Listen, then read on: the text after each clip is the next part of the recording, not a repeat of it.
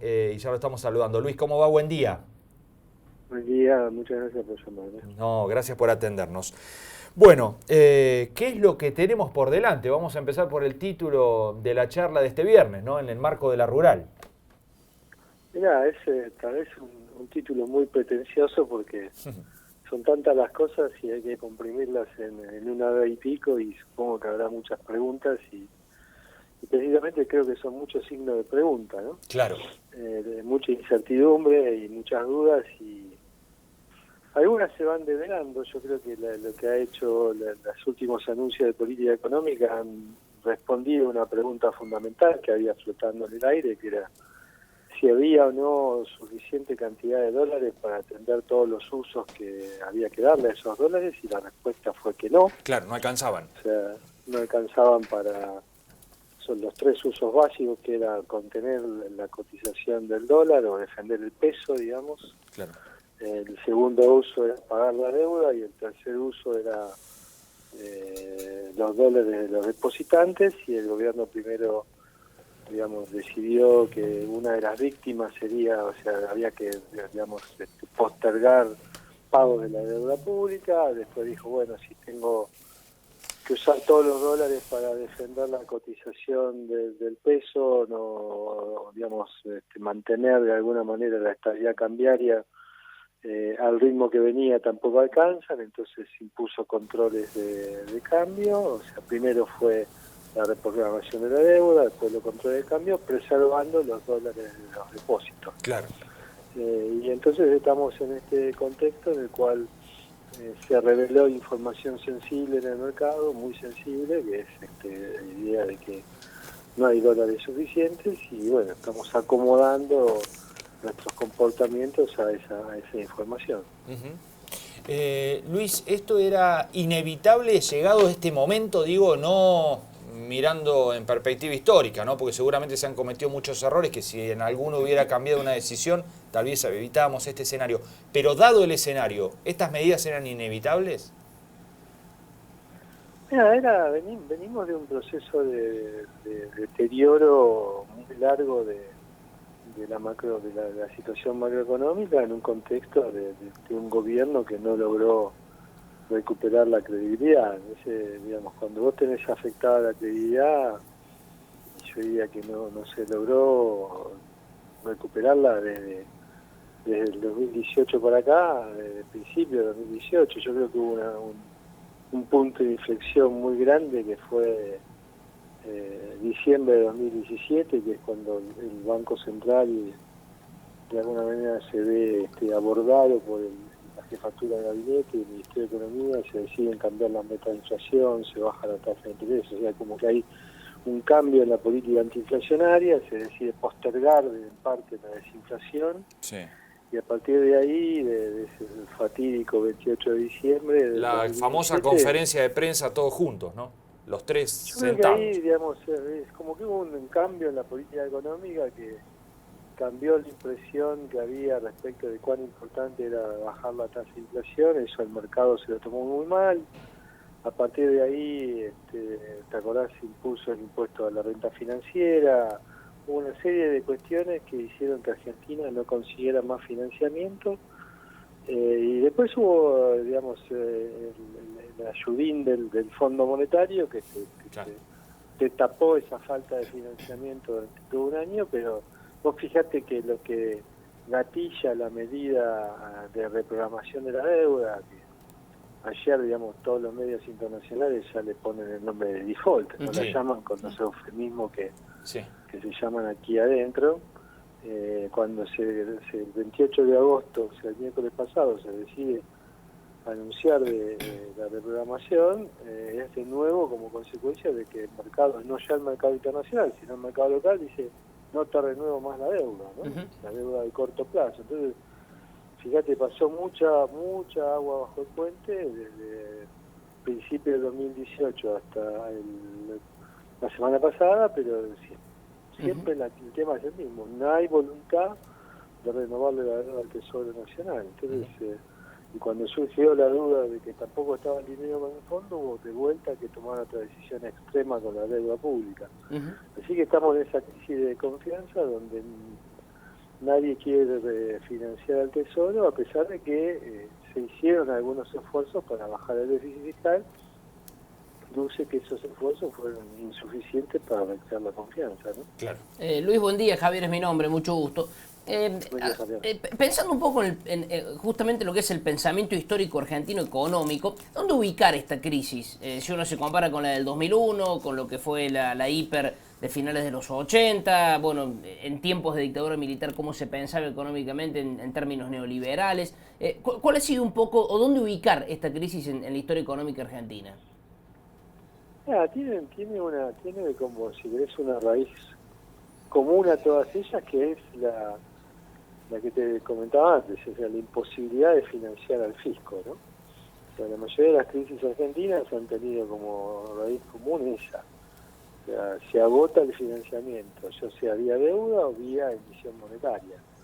Algunas, por ejemplo, las hiper, los grandes saltos inflacionarios, llamadas inflacionarias y evaluatorias, era porque el mecanismo preferido de financiamiento era la emisión monetaria, y los defaults, las crisis que han venido acompañadas de defaults o de reprogramaciones masivas de deuda, como la del 82, 89, la del 89-90, que fue hiper con default, fue tal vez la más clara de combinación de las dos cosas, ¿no? Claro, claro.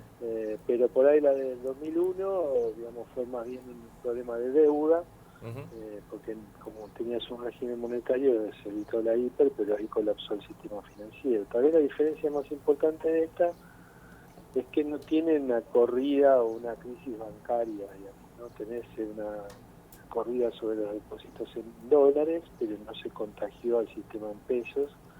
Entonces el sistema financiero está exento, básicamente por una cuestión tal vez de aprendizaje de la crisis del 2001-2002, que es que el sistema financiero esta vez no financió al fisco, ¿no? Claro. O sea, hoy tenías un sistema financiero que no tenía deuda pública, y había financiado a las provincias, o sea, estaba mucho más sólido, desde el punto más solvente. Entonces no tuviste ese riesgo de contagio que sí tuviste en otras crisis como la del tequila o la crisis del año, me refiero a la crisis del año 94-95 o la crisis del 2001-2002. Entonces, en general todas las crisis económicas a las cuales le podemos poner fecha y nombre y las recordamos de memoria han sido crisis cuya raíz principal ha sido la cuestión fiscal, y después ha tenido un detonante de corto plazo, ¿no? Una crisis externa, una crisis política, pero digamos siempre la raíz última han sido crisis fiscales, en las cuales la debilidad fundamental estaba en la imposibilidad de seguir financiando el fisco en términos monetarios o en términos de deuda, ¿no? Luis, Fernanda lo saluda, buenos días. Buen día, Fernanda. Bueno, ayer se difundió que el índice Morgan Stanley podría dejar de calificar a la Argentina como un mercado emergente, algo que habíamos logrado, y bueno, bajaría de categoría. Después dijeron que por ahora no, pero están observando de cerca. ¿Esto qué implica para la economía argentina, para la macroeconomía, para el posicionamiento argentino a nivel internacional? Y bueno, Argentina vuelve a estar, digamos, en una situación en la cual, más allá del rótulo que le pongan estos índices o los titulares que salen en los principales diarios internacionales y demás, vuelve de a poco a convertirse en un paria financiero internacional, ¿no? No es normal. Digamos, ayer estaba en un programa de televisión en el cual algunos panelistas era como que decían, bueno, qué bueno porque le están dejando al próximo presidente las cosas resueltas. Entonces yo decía, bueno, si fuera tan sencillo que hay que defaultear la deuda, Claro. meter controles de capitales y armar un lío bárbaro, todos los presidentes que están por asumir en el mundo le pedirían lo mismo al presidente que se va. Claro, que rompan todo antes de irse. Claro, Imagínate, que sea culpa de otro y no del que viene. viene. Yo no puedo creer que alguien pueda creer que esto es normal, lo que está bien, digamos. O sea, ¿entendés? O sea, entonces, digamos, uno digamos, me parece que vivimos una burbuja, o sea, no sé, creer que que los países resuelven las cosas de esta manera, me parece que es alucinante, digamos. Solo puede entrar en la consideración de la Argentina, me parece. Entonces, uno se pone desde afuera de Argentina, ve cómo funciona el resto del mundo, entonces lo que hace ese resto del mundo es decir, mira, acá hay un país que está violando todos los contratos, que está metiendo restricciones, que la gente ya no se puede mover libremente con sus ahorros, el que invirtió o el que tenía determinado tipo de activos ahora tiene que pedir permiso para hacer ciertas cosas. Claro. Entonces eso, digamos, te convierte en un mercado que ya no tiene la característica de que el resto del mundo emergente, donde es mucho más fácil transaccionar, los capitales se mueven con mucha más libertad. O fíjate que en todo el resto del mundo las decisiones que se tomaron se llama control de capitales, y de hecho el ministro Lacunza, dado que no, digamos, evita ponerle el nombre cepo, Sí. él habla fíjate que él habla de controles de capitales o controles cambiarios, y control de capitales es como tituló toda la prensa internacional las decisiones de este fin de semana, y default fue como tituló toda la prensa internacional las decisiones de la semana pasada. Entonces, imagínate que bajo esos dos títulos y llamando las cosas por su nombre, Argentina es un país de vuelta excepcional, entonces en el contexto internacional. Claro. Bajo esa excepcionalidad es muy difícil que no te consideren de nuevo un país, como te dije antes, un paria en materia de comunidad financiera internacional. Entonces empiezan a revisarte, decir, che, ¿y este país vale la pena que esté considerado al igual que otros países que hacen las cosas razonablemente bien y normales? ¿no? De manera más previsible. Claro. Luis, en el marco, volviendo un poco al principio, a la escasez de dólares y que no alcanzan evidentemente para todo, ¿qué tan relevante se vuelve en ese contexto el desembolso pendiente del fondo, los 5.400 millones? Mira, es muy relevante en la medida que quieras seguir honrando los compromisos tal cual habían sido asumidos, los compromisos de deuda me refiero, Claro. y que quieras mantener un colchón razonable de reservas. Ahora, el ministro Lacunza en algunas declaraciones medio como que se paró ya a cierto grado de indiferencia, porque bueno, si la reprogramación de la deuda continúa y si el proyecto de ley que hay que enviar al Parlamento para reprogramar la deuda local, emitida bajo ley local, avanza, y también avanza el canje que deberían presentar los bancos internacionales, tal cual le pidió el Ministerio de Economía a los bancos que presenten para los bonos que se emitieron bajo la ley internacional, que es la otra parte de la reprogramación. Ya no es tan necesario ese desembolso, ¿no? O sea, te estás sacando de encima los vencimientos que hay a cada fin de año, y entonces ya ese dinero no hace tanto falta. De todas maneras, te digo que el programa financiero que está pendiente de acá a fin de año, o sea, cuánto hay que pagar de deuda pública más allá de toda esa reprogramación, necesita de esos recursos, como lo necesita también el próximo gobierno, sea quien sea, como para arrancar con reservas en el Banco Central que nos permita encarar el año que viene de una posición más o menos razonable, ¿no? O sea, porque, digamos la verdad, no sobran reservas, reservas contantes y sonantes no son los 50 y pico mil de millones que quedan ahora, sino mucho menos, y porque adentro están estos famosos swaps, digamos, de China, del Banco Internacional de Basilea y algún que otro que le restan a las reservas buena cantidad, son más de 20 mil millones de pesos de